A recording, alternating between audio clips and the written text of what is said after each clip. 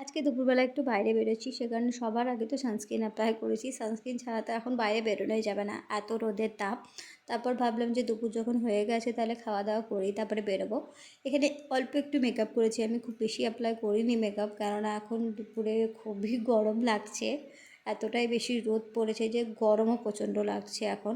তারপর এখানে চলে গিয়েছিলাম আমি ব্লকে।